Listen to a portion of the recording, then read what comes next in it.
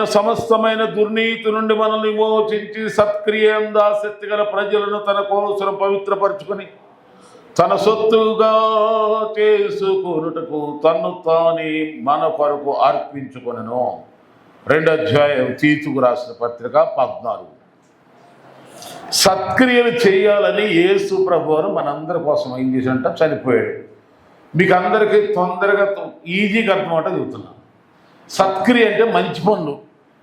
ఈ భూమి మీద ఉన్న ప్రజలందరూ కూడా ఎవరి కాళ్ళకి కీడు చేసుకోవటం, అన్యాయం చేసుకోవడం, మోసం చేసుకోవడం, కుళ్ళుకోవటం, కొట్టుకోవటం, తిట్టుకోవటం, చేతబడులు చేసుకోవటం, మంత్రాలు చేసుకోవటం, తాళ్ళు వేసుకోవటం, తడపలు వేసుకోవటం, ఒకళ్ళు పైకి వస్తే ఒకళ్ళు వారం అయిపోవటం, ఒకళ్ళకొకళ్ళు సమాధానం లేకుండా పోవటం, పగలతో ప్రతీకారాలతో లోకం ఎలా ఉందంటే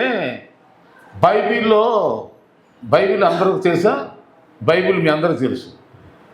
మలాకీ గ్రంథం నుండి మత్తయి సువార్త వరకు, మలాకీ గ్రంథం నుండి అనగా పాత నిబంధన లాస్ట్, కొత్త నిబంధన 400 సంవత్సరాలు బ్రేక్ ఉందనమాట. ఆ బ్రేక్ని బ్లాక్ డే అంటే బ్లాక్ యుగం, చీకటి యుగం అనే పేరు ఉందన్నమాట. చీకటి అంటే చీకటి యుగం అంటే సూర్యుడు చంద్రుడు లేడని కాదు, అప్పుడుండే వెలుగులు ఉన్నాయి. కానీ అసలు విషయం ఏంటంటే మనుషులు అలా ఉండేవాళ్ళు. మనుషులు అలాంటి చీకటిలా ఒక అడవి మృగాల్లాగా ఉండేవాడు, పశువు ప్రాయులుగా ఉండేవాడు, దుర్మార్గులుగా ఉండేవాడు, మోసగాళ్ళుగా, అబద్ధికులుగా. అందుకని మనం చూస్తాం కదా 3:20 రోమీలకు రాసిన పత్రిక 3:27 ఏమంటుంది? నీతిమంతుడు లేడు. చూడండి అక్కడ ఎన్నిసార్లు లేడు లేడు లేడు అని ఉంటుంది చూడండి మీరు. అక్కడ మా రోమీలకు రాసిన పత్రిక అక్కడ 3:23 ఉంది. మొత్తానికి మేలు చేయవాడు, అది చదవండి. మేలు చేయవాడు లేడు, ఒక్కడనూ లేడు అంటాడు. మన అంటే మేలు చేసుకోవట్లేదు ఎవరికాళ్ళే, మనుషులమే కదా. ఏమో ఈరోజు నా పరిస్థితిలో ఉంది, రేపు ఆయన పరిస్థితిలో ఉంది, రేపు నాకు కూడా ఇలాంటి పరిస్థితి వస్తుందేమో, అప్పుడు నేనెంత బాధపడతాను. కనుక కష్టంలో ఉన్నారు, ఇబ్బందులు ఉన్నారు, సోదరులు సమస్యలు ఉన్నారు. మనం ఈ సమయంలో వాళ్ళకి ఏదైనా హెల్ప్ చేస్తే మనకు రేపు దేవుడు హెల్ప్ చేస్తాడు, మన వాళ్ళే చేస్తారేమో అని అనుకుంటున్నారా? మరి ఆ చీకటి యుగంలో జరిగిన సంభవాలు ఇప్పుడు అంత్య దినాల్లో జరుగుతాయని యేసు ప్రభువు చెప్పాడు. మనుషులు స్వార్థ ప్రియులంట. మనుషులు ఎవరు స్వార్థ ప్రియులంటే అర్థం వాళ్ళ సుఖమే తప్ప, వాళ్ళ పంతమే తప్ప, వాళ్ళ మాటే తప్ప మరొకరు దేవునికి లోబడి.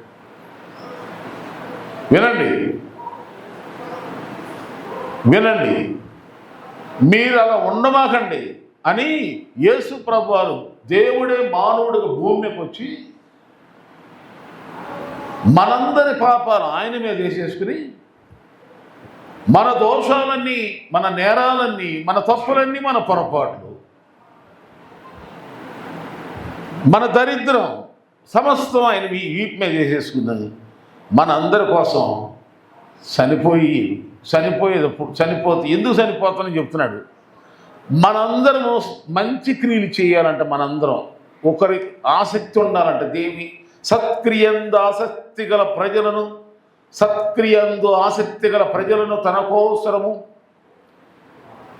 తన కోసరం పవిత్రపరచుకున్నట్టుకై, తన సొత్తు చేసుకున్నట్టుగా తన్ను తానే మన కొరకు అప్పగించుకునేను. మనందరం ఒక ఈస్టర్ పండుగ చేసుకోవటం కాదు, ఆయన చనిపోయింది. గుడ్ ఫ్రైడే జరిగించుకుని 4 రాగాలు తీసేసి తర్వాత మళ్ళీ నువ్వెవరు నేనెవరు అన్నట్టు ఉండకూడదు.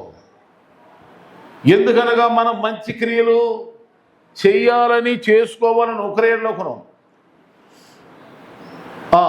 3 సందర్భాలు చెప్తాను.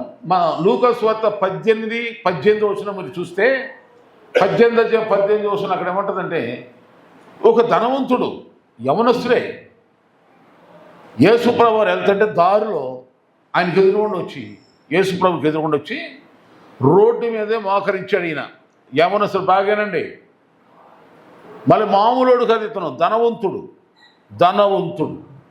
రోడ్డు మీద మోకాలు.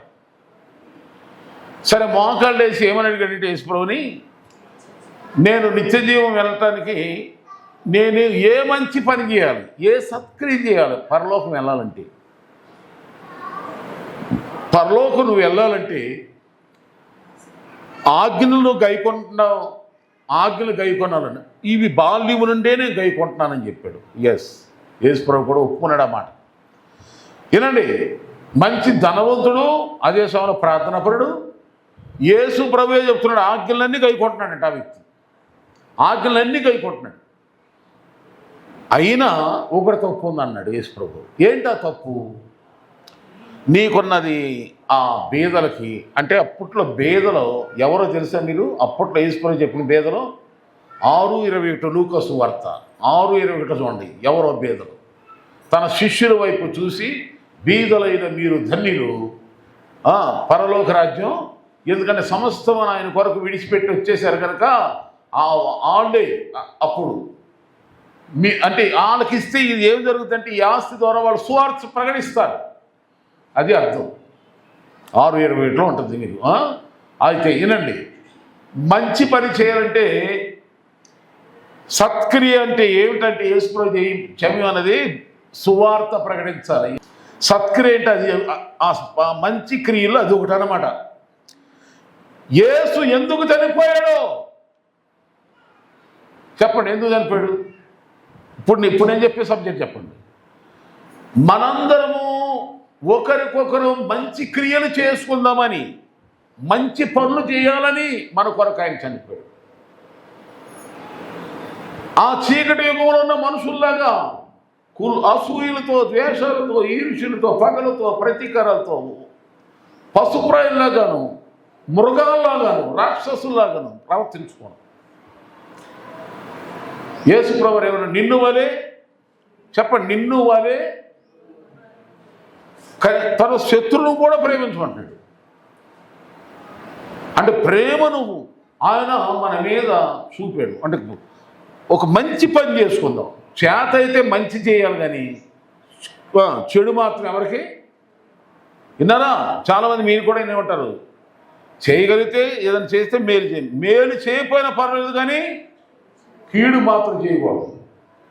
అలాగే మంచి చేయగలిగితే చేయి. సంఘానికి, దేవుని సేవకి ఏదైనా మంచి చేయాలనుకుంటామో చేయగలిగితే చేయి, మంచి చేయగలిగితే చేయి. చేయలేకపోతే పర్వాలేదు, చర్చికి అట్ట వచ్చి వెళ్ళిపో, ప్రార్థనకు వచ్చి అట్ట వెళ్ళిపో. కానీ కీడు మాత్రం ఎవడు దేవుని సంఘమును పాడు చేస్తాడో దేవుడు వానిని పాడు చేస్తాడు, బైబిల్ చెబుతుంది. కనుక మంచి క్రియలు చేయాలి.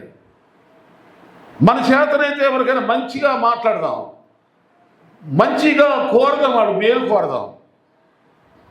చాతును ఒక మాట, ఎదురుగుండా ఒకలాగా ఉండవాకండి.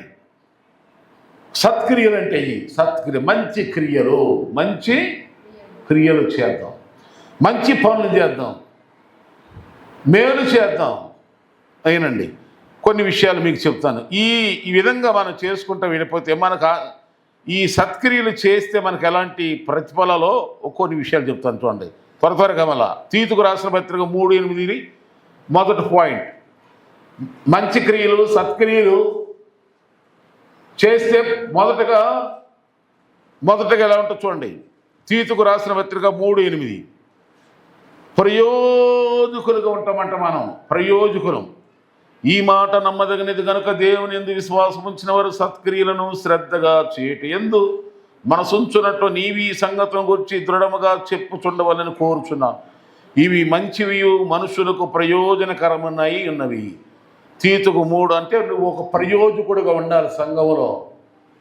దేవుని బిడ్డలకు నువ్వు ఎలా ఉండాలి చెప్పండి? నిష్ప్రయోజకుడుగా ఉండకూడదు. దేవుని పనిలో ప్రయోజనం, నీ ద్వారా ఏదో ఒక ప్రయోజనం.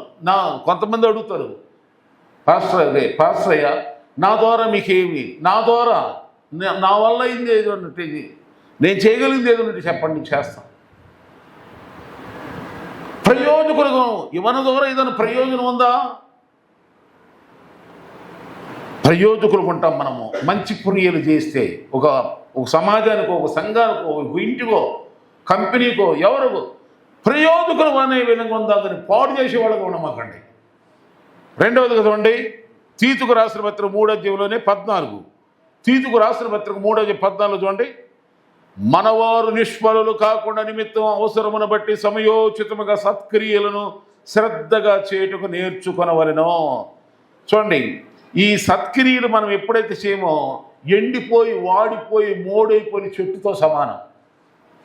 మళ్ళా చెబుతానండి, ఈ క్రియలు సత్క్రియలు మంచి పనులు ఎవరైతే చేయరో వాళ్ళు దేనితో సూచనంటే ఎండిపోయి ఒడిలిపోయి మాడిపోయేదే చెట్టు, అలాంటి వాళ్ళతో సమానం.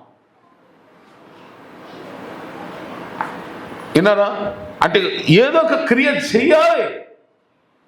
సత్క్రియలు చేస్తే మనము ఫలభరితులుగా ఉంటాం. తర్వాత చూడండి, రోమీలకు రాసిన పత్రిక 2:6-7 చదువుతున్నాను చూడండి. రోమీలకు రాసిన పత్రిక 6:2-6-7 చూడండి. 3వ ప్రయోజనం, మంచి క్రియలు నువ్వు చేస్తే మొట్టమొదటిగా నువ్వు ఎలాంటి వారు అంటే ప్రయోజకులు ఉంటావు. ఒక ప్రయోజకుడుగా, పాడు చేసేవాడిగా ఉండవు, పాడు చేసేవారిలో ఉండవు, నువ్వు ప్రయోజకులు ఉంటావు. ఎక్కడ ఉన్నా మంచి క్రియలు చేయి, మంచి పనులు చేయి. తర్వాత రెండవదిగా తీతుకు రాసిన 3:14 ఉంది, మనము ఫలభరితులంగా ఉండాలంటే మనము మంచి పనులు చేయాలి. ఇక తర్వాత మూడవది రోమాపత్రిక 2:6-7 ఉంది, ఫలము లభిస్తుంది. ఫలము చూడండి, ఆయన ప్రతి వానికి వాని క్రియల చొప్పున ప్రతిఫలం ఇస్తున్న కనుక సత్క్రియను ఓపికగా చేయొచ్చు. మహిమను ఘనతను అక్షయతను వెదుకు వారికి నిత్య జీవమును ఫలం వస్తుంది. దానికి తగిన ఫలం దేవుడు ఇస్తాడు.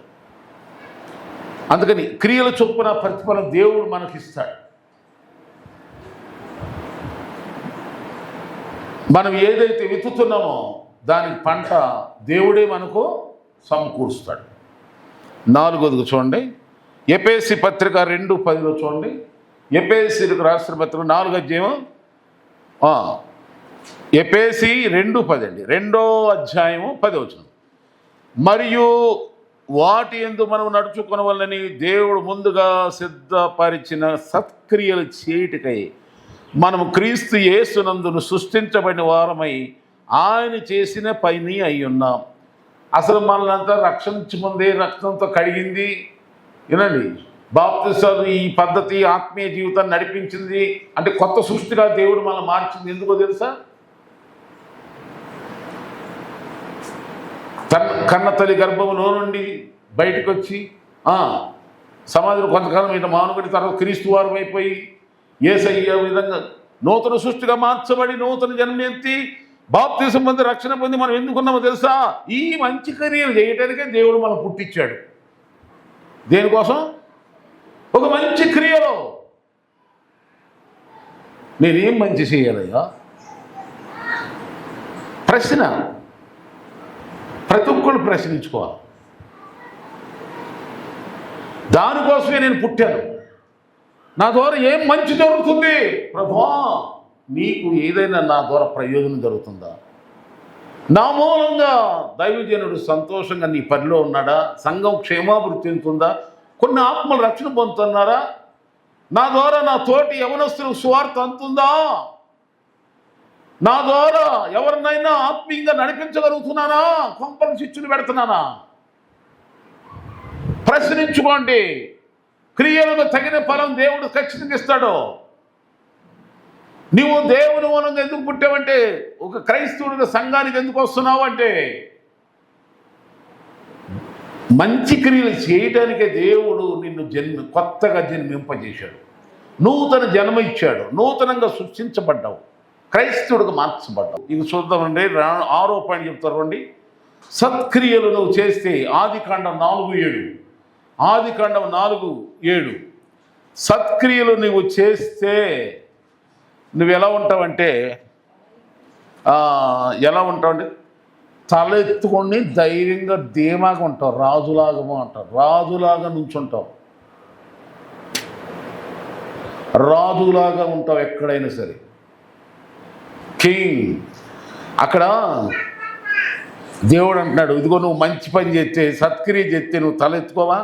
నువ్వు చేయలేదు కనుక నీ పాపం నీకు తగిలింది, నీ మీద పాపానికి వాంఛ కలుగుతుంది, నువ్వు దేశదిమ్మరవుతావు అని కయ్యన్ని దేవుడు శపిస్తున్నాడు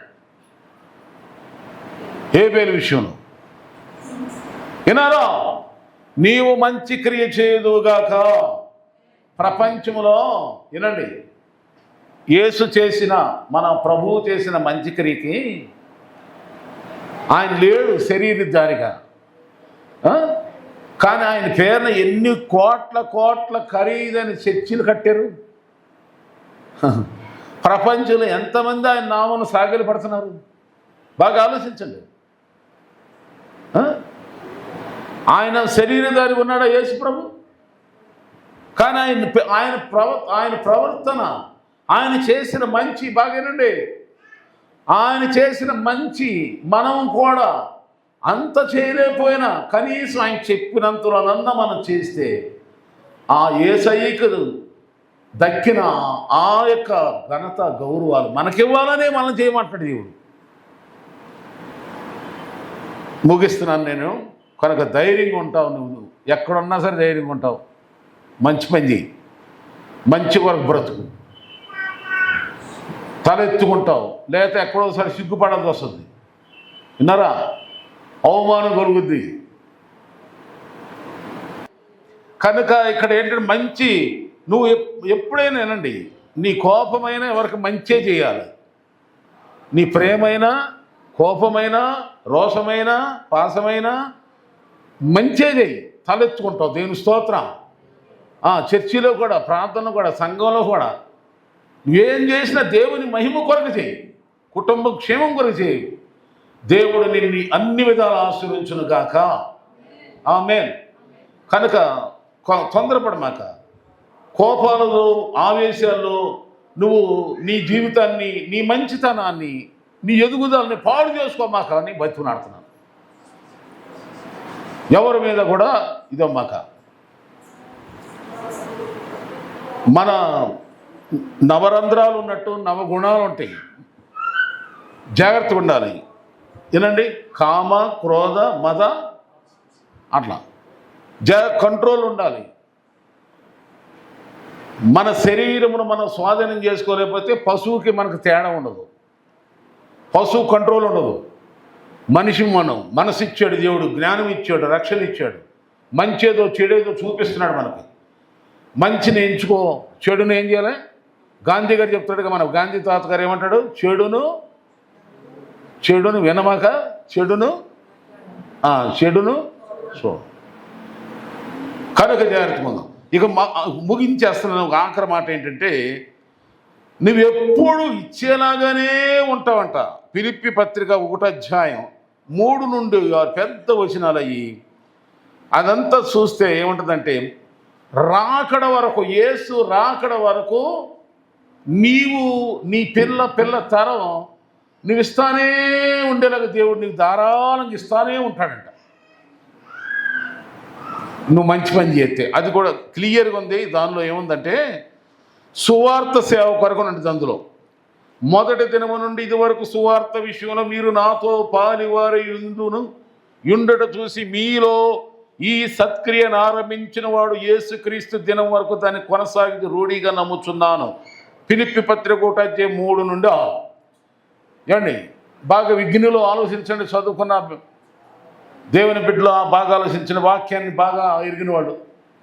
సువార్త సేవలో ఒక మంచి క్రియ చేయండి. సత్క్రియలందు ఆసక్తి కలిగిన వారి కొరకే యేసు సిలువ వేయబడ్డాడు, చనిపోయాడు, తిరిగి. ప్రియులారా, మరి మనం ఇంత వింటూ కూడా ఈ రాత్రి ప్రశ్నించుకొని, ప్రభువా నా ద్వారా ఇది నీకు మహిమ కలిగే కార్యం జరగాలి, స్తోత్రం అని ప్రార్థన చేసుకోండి. ఏ మంచి చేయాలని దేవుడు నేను ప్రేరేపిస్తాడో అది చేయండి. దేవుడు మీ అందరిని ఆశీర్వదించును గాక.